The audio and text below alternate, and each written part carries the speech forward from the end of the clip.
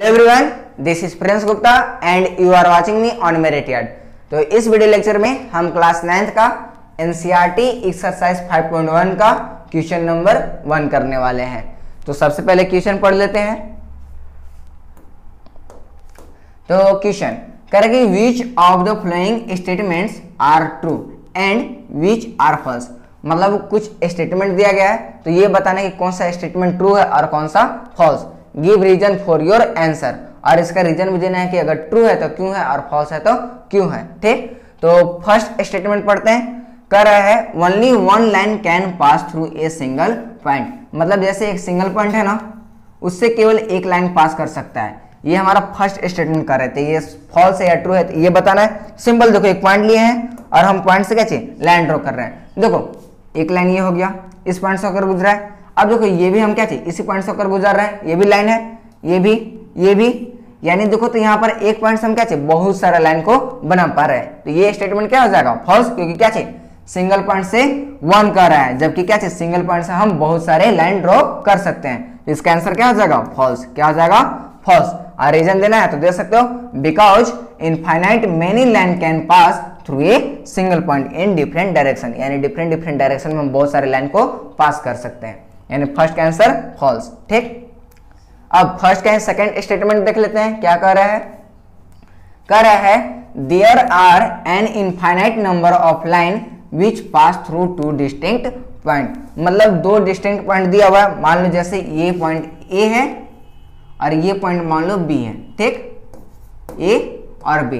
कह रहा है ये जो दो डिस्टिंक्ट पॉइंट है ना, इससे बहुत सारे लाइन को हम पास कर सकते हैं। तो देखो हम इसको लेक्चर के दौरान ही बताए थे। क्या चाहिए, जैसे मान लो अगर हम इधर यहां से ये लाइन ड्रॉ करें, तो देखो ए और बी दोनों पॉइंट मिलाकर बना हुआ है, नहीं ये नहीं।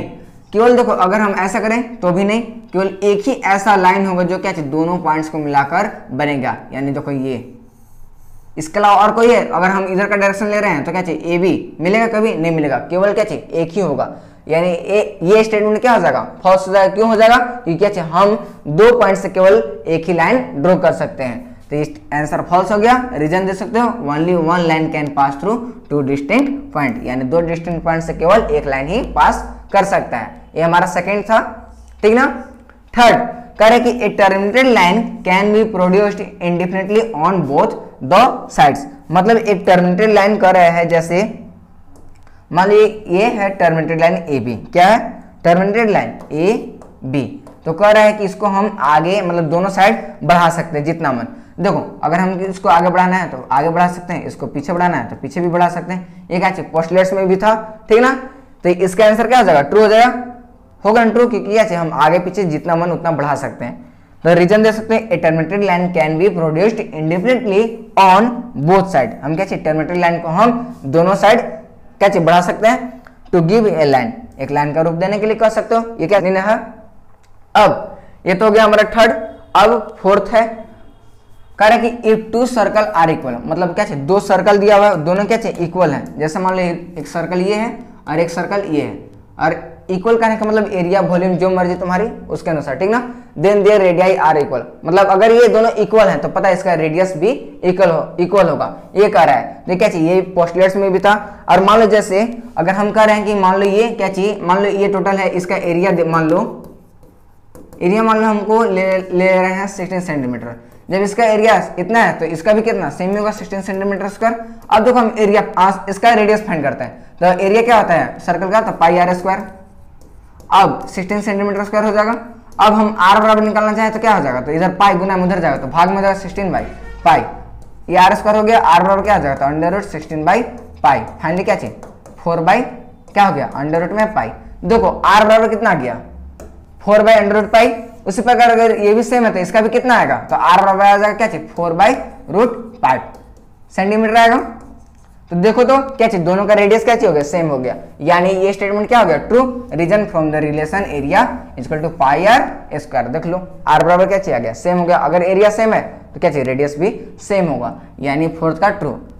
फिफ्थ करके in the figure if A B बराबर P Q and P Q बराबर X Y then A B बराबर एक्स वाई। यहाँ पर फिगर देखो कुछ इस प्रकार है, जैसे ये ए बी है, ये हमारा पी क्यू है और ये हमारा एक्स वाई।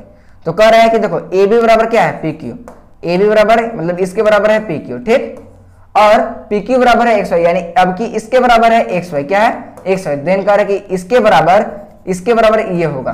तो हम लोग को क्या चाहिए, फर्स्ट एग्जाम याद होगा क्या होता है कि अगर मान लो ए बराबर बी है, क्या है ए बराबर बी, यानी ए बराबर बी और बी बराबर है सी, तो फाइनल बी बराबर है सी, तो फाइनली हम कह सकते हैं ए बराबर सी होगा। ये हमारा फर्स्ट एग्जाम था, यानी ये स्टेटमेंट भी क्या हो गया, ट्रू हो गया। Reason from the first exam, things which are equal to the same things are equal to one another, ठीक।